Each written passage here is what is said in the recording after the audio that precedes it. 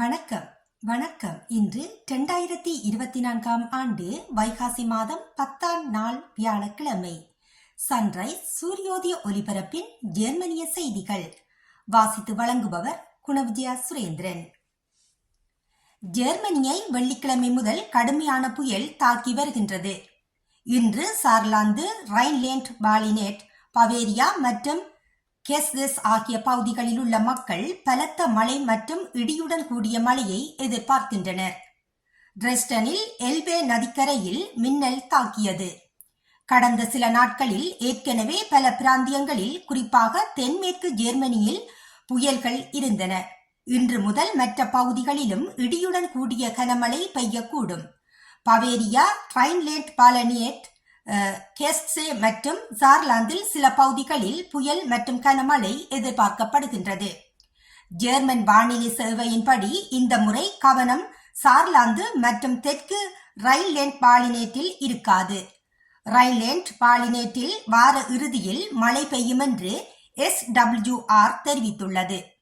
இருப்பினும் உள்நாட்டில், குறிப்பாக மாநிலத்தின் வடக்கில் மீண்டும் கனமழை பெய்யக்கூடும். சார்லாந்தில் மீண்டும் கனமழை மற்றும் வெள்ளப்பெருக்கு ஏற்படலாம்.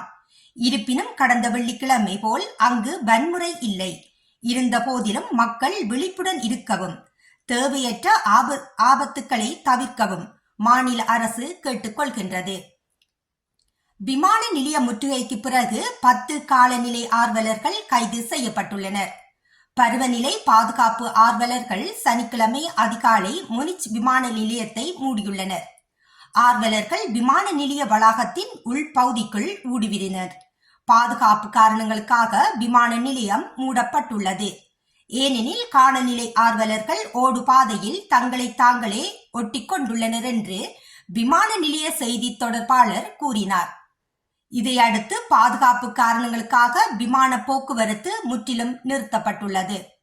முனிச் விமான நிலையத்தில் 2 ஓடுபாதைகளும் மீண்டும் திறக்கப்பட உள்ளன. மத்திய காவல்துறை செய்தி தொடர்பாளர் BRக்கு உறுதிப்படுத்தினார். முனிச் விமான நிலையத்தில் விமான செயல்பாடுகள் இப்போது மீண்டும் இயங்குகின்றன. நார்பானில் காலை 7 மணிக்கு முன் மீண்டும் ஒரு விமானம் புறப்பட்டது. விமான நிலைய செய்தி தொடர்பாளர் ராபர்ட் வில்ஹெல்ம் கருத்துப்படி இன்றும் தாமதம் தொடரும். 60 புறப்பாடுகள் மற்றும் தரையிறக்கங்களை ரத்து செய்ய வேண்டியிருந்தது. பயணிகள் தங்கள் விமான நிறுவனத்தை தொடர்பு கொள்ள அறிவுறுத்தப்படுகின்றார்கள். சோல்ஸ் குறைந்தபட்ச ஊதியம் 15 யூரோக்களாக அதிகரிக்கப்பட வேண்டும் என்று அழைப்பு விடுத்துள்ளார். அதிபர் சோல்ஸ் குறைந்தபட்ச ஊதியம் 15 யூரோக்கள் வரை அதிகரிக்கப்பட வேண்டும் என்று அழைப்பு விடுத்துள்ளார். அவரது முன்முயற்சியின் விமர்சனம் வருவதற்கு அதிக நேரம் எடுக்கவில்லை. CDU மற்றும் முதலாளிகள் குறைந்தபட்ச ஊதிய ஆணையத்தின் சுதந்திரத்தில் அவர் தலையிட்டதாக குற்றம் சாட்டினார்.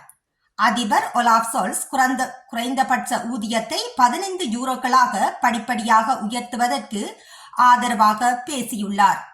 குறைந்தபட்ச ஊதியத்தை முதலில் 14 யூரோக்களாகவும் அடுத்த பட்சத்தில் 15 யூரோக்களாகவும் உயர்த்துவதற்கு நான் தெளிவாக ஆதரவாக இருக்கின்றேன் என்று சோல்ஸ் ஸ்டேன் பத்திரிகைக்கு தெரிவித்தார்.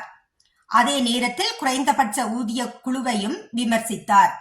முதலாளிகள் ஒரு சிறிய சரி செய்தலை மட்டுமே வலியுறுத்தியுள்ளனர்.